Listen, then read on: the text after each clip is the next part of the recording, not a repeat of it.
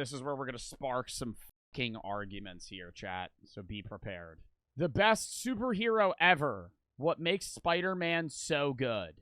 Now, before we get into this, I don't dislike Spider-Man, okay? But I'm going to shit on Spider-Man to prove that he is not the best superhero. So many people, for some reason, think Spider-Man's the best superhero, and I have some of my chatters say, let alone the best fictional character. Crazy. Crazy take.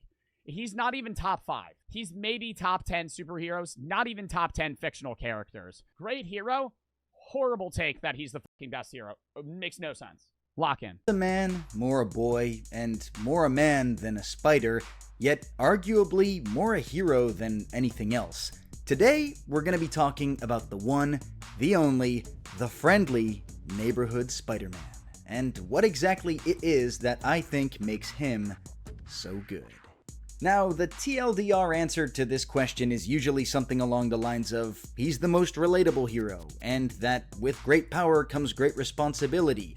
And those are all fine, if not vague ways of answering that question. What the fuck was Drake Bell in Spider-Man? After all, Peter Parker isn't a wandering martial artist, vengeance-fueled former Marine, or a golden adamantine-plated ultra-billionaire playboy. You get what I'm saying. So, right out of the gate, he's a lot more relatable than a huge swath of the Marvel or DC hero lineup. And yet, despite this, I truly believe that what makes Spider-Man so great is something that transcends his I'll give him relatability, right? I will give Spider-Man relatability. Yeah, it's true you can't relate to Tony Stark and shit. But relatability alone is not making somebody a better superhero or a cooler superhero than others, right? Just because you can't say, oh, I could be Spider-Man. Just because you can't say, oh, I can't be Tony Stark, doesn't mean that Tony Stark is a bad hero, or that Iron Man's a bad hero. Sure, we all love the mild-mannered, awkward, humor-loving nerd that is Peter Parker, and yet, do we really love mild-mannered, awkward nerds in general? I mean, I guess, kinda, but I've got bad memories and stretched underpants that would argue otherwise. So let's do a quick recap of that classic Spider-Man story in the hopes that it helps to... It is facts that half of the motherfucking Spider-Man super fans would bully his ass in middle school or some shit. Or, like, high school. Like, if he wasn't Spider-Man, he would be literally just a nerd. And I'm not dissing him, but I'm saying, like, if he wasn't like, Tobey Maguire, he would just be, like some random guy. He would just be, like, a dude that probably plays League of Legends every night. And that's all he does, right? Like, that's... Modern-day Spider-Man is just a League of Legends hard-stuck fucking silver mid laner. That's Peter Parker today. Really quick though, I want to remind everyone that August is actually Spider-Man's birthday, so if you're a fan of the character, drop a happy birthday in the comments. Oh my god. And hell. Oh my god. Oh my god. Happy birthday, Spider-Man. Happy birthday, Spider-Man. Peter Parker, Spider-Man, the little bastard? How about just an ordinary nerdy kid who has a fateful encounter with a supercharged arachnid during a school field trip? He's bitten and bestowed with great, vaguely spider-themed powers. And after trying to use these powers to help himself a bit and letting a criminal he more realistically would die.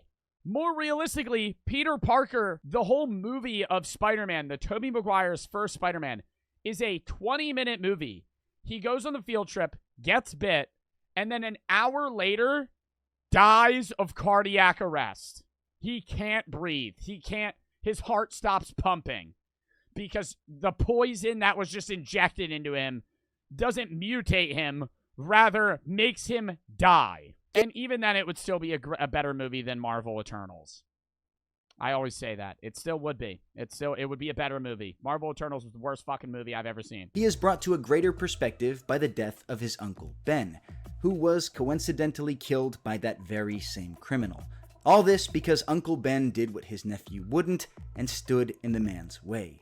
After hunting the man down in vengeance, Parker has an epiphany and comes to truly understand and ultimately live by the last sentiment shared to him by his beloved uncle.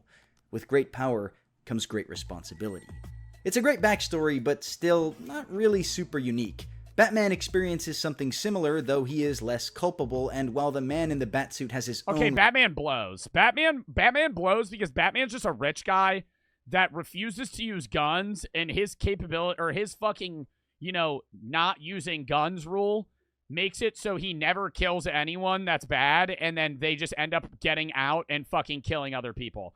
Batman movies are great, but Batman as a fictional character is an idiot.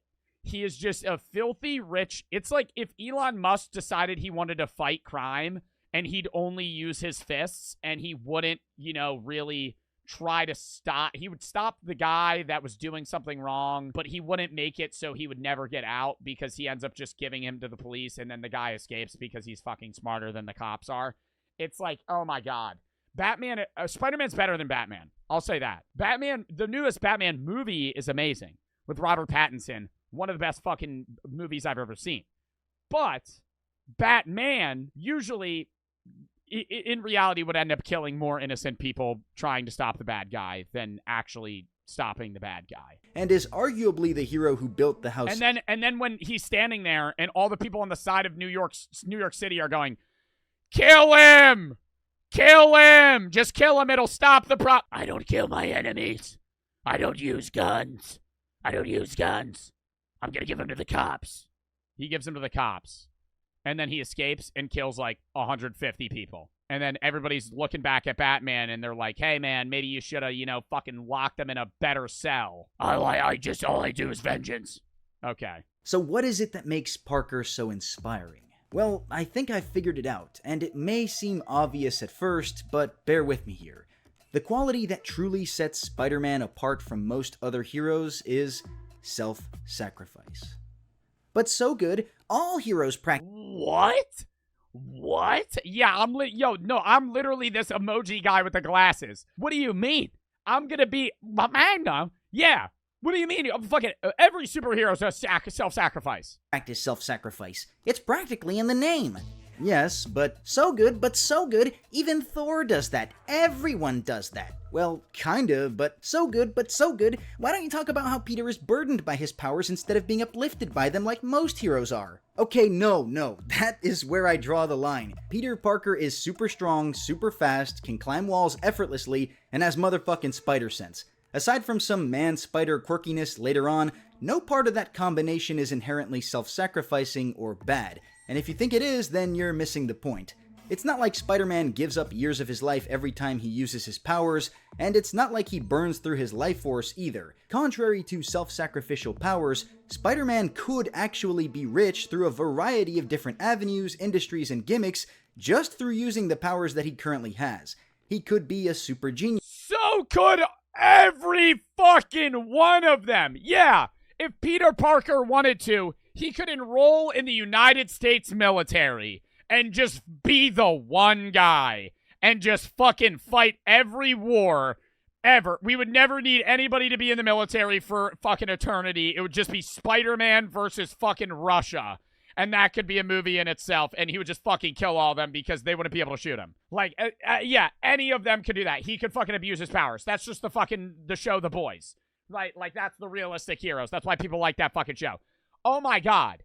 I don't understand what the point he's trying to make is. Like, yes, every hero does self-sacrifice. Not every hero, but for the most part, every hero is putting themselves in harm's way to save others. And create technology worth millions. Or maybe be a world-class spy, or a super soldier who could rival the likes of Cap and Bucky themselves. He could even be a world record-setting poker player, what with the fucking spider sense. And hell, of course we've all heard about his long-lost wrestling career. But he isn't any of these things. Do you know why? It's because he's too busy saving our asses from the larger burdens of our everyday lives.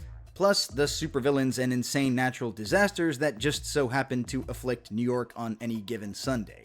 Think about this.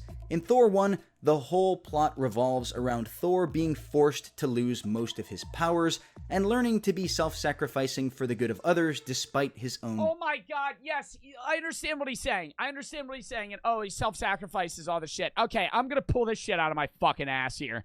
If Spider-Man really wanted to fix crime in New York City and be the friendly neighborhood spider that he really is, He could do it so much better being a fucking politician and changing things himself, because he would never have any bias. He would be able to change things in fucking law. He would be able to do so many other things. Why would he not run for office? Why would he not, instead of just going day to day and just beating up random thugs that are like robbers on the street and shit, just like fucking Batman, he could just go higher up, use his publicity to gain political power, and then with great power comes great responsibility, use it. He's in high school, bruh.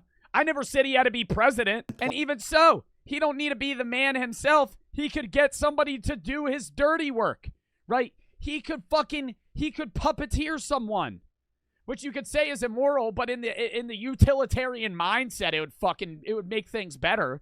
He could fucking get some 35-year-old fucking guy to be like, hey, you're gonna do everything that I tell you to do, and the guy goes, oh, okay, and then he just fucking runs it. If you had the powers of Spider-Man, you might fight crime. You're not going to be 100% selfless. No one is. You ain't know me. Bitch, oh my God, don't even tell me that if you had Spider-Man's powers, you would just 24/7 just fucking fight crime. You'd just be chugging Red Bulls left and right. Homeless guy on the subway? Guy loitering in front of a McDonald's? Spidey was given incredible powers, and from nearly day one, he's dedicated his life to using them at nearly every opportunity to help others and not himself. Many heroes do this, but many of those heroes are also billionaires, already in law enforcement, freaking gods with subjects and kingdoms, magical overlords who can conjure whatever they need, space adventurers who get to go and do things that most people couldn't dream of, kings or otherwise leaders of their own. I'm gonna say this right now, Rocket's a cooler superhero than Spider-Man. If you had to get rid of, I swear to God, if you just gave Rocket his own movie, he would be cooler than Spider-Man. Like, his backstory's cooler. He's a fucking raccoon that got tested on, and like they gave sentience to, and then basically tortured and like used, and it was like this whole, it's so much more philosophical, it's more fucking emotional. Oh my God, like, it's just a better story. It's a better story than the fucking boring ass Peter Parker, who never even had a choice when it comes to living an ordinary life. And it's that last one that you should really focus on for this, because Peter Parker does have the option of a normal life like you or me, or even a better life through the self-serving use of his own powers and natural intellect. Yet he consistently sacrifices his own potential for a comfortable and carefree life to help people. Even people who hate him and would otherwise wish him dead, or... Okay, I will give you this. On the context of a hero, Spider-Man may be the best hero book to book, but he's not the coolest superhero. He might be the most hero superhero, but he's not the coolest superhero. And even on top of that, yes, he might be the most selfless and most this, most that, most that. He also has not changed the world as much as other heroes. There have been heroes, even in the Marvel universe, that have done much more than him. Doctor Strange. Iron Man, but they kind of loop him in, right? So, like, now, like, Tom Holland, Spider-Man's kind of, like, following after. You know the worst hero? I'll say this, and I think we could all agree on this. Hawkeye. Fucking sucks cock. Sucks cock. Worst hero in the world. You're telling me he somehow lived through this shit? One bullet kills his ass. He's literally just good with a fucking bow and arrow. He's the equivalent of Katniss Everdeen in fucking superhero world, right? Like, if we threw Katniss Everdeen, which is literally Hawkeye, into, like, any Avengers movie, she dies, right? So does Hawkeye, right? I don't know how he ever lives, and he, like, lives this great life afterwards, too. Like, bro, he never takes a bullet. Like, you're telling me one of these weird fucking... He doesn't get shot. He doesn't fucking run out of air. He never runs out of arrows, right? He never runs out of arrows. It's like, I remember there's one scene, and I feel like my editor would have to fucking throw this up if this becomes a YouTube video. There's this one scene in, I think, oh my God, which Avengers movie is it? And they're standing on top of a building, and he's going like this and just shooting arrows. And in the scene, you see like 5 arrows in his fucking quiver, But he just, for hours, just slinging them. Just fucking sling. Is there a fucking portal? Is there a Doctor Strange portal? And we have one of the fucking people from Shang-Chi just shoving arrows through a fucking portal for fucking Hawkeye to rip him out of his quiver? Are they just infinitely spawning and he just never runs out of them? His quiver makes arrows. Where's the matter coming from? Is it pulling matter from thin air? You're so incredibly incorrect, it surprises me. How? Tell me why. Tell me why. Tell me why. I understand if I post this video on YouTube, it's going to get so many dislikes because there's so many fucking Spider-Man Glazers in my chat. And I'm not dissing you guys. I love my chat. If you want to be a Spider-Man Glazer, be a Spider-Man Glazer. However, if you're wrong. Tell me why. Right? Comment why. Right? Not just, you're so wrong. I'm fucking bitching about Hawkeye right now. You're wrong. How? You don't understand the characters. Yeah, I guess I'm just stupid. I just don't get it.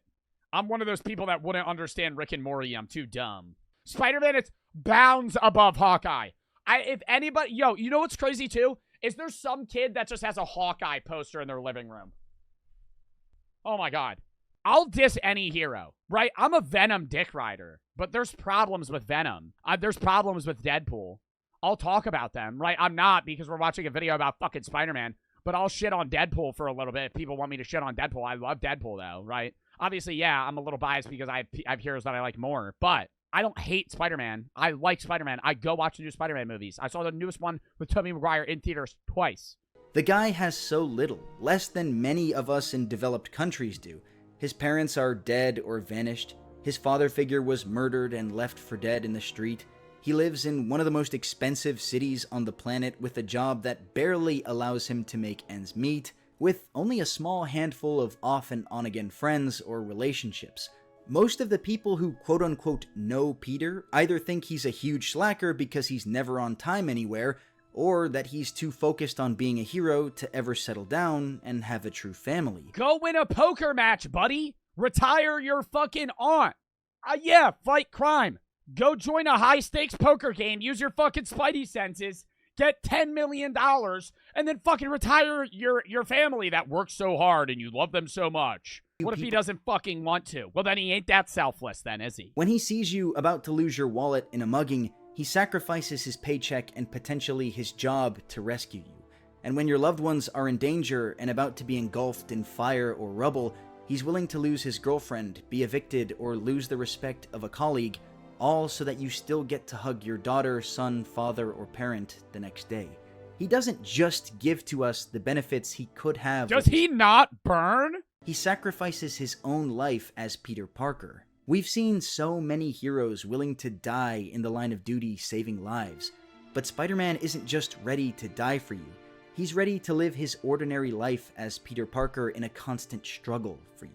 What little he has, he gives freely, offering no condition, demanding nothing, not even admiration, respect, or goodwill in return.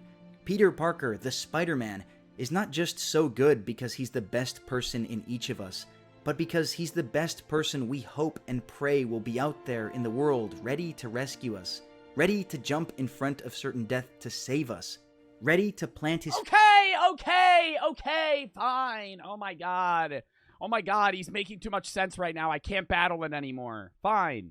I don't think he's the best super... Yes, he's the heroist hero. More than any idyllic super being or jacked up mutant, Spider-Man is a true hero, a title he doesn't even ask for, even while he breaks every benchmark for self-sacrifice and selfless behavior. And what pulls all of this together? It's all his choice, and it is not an easy one.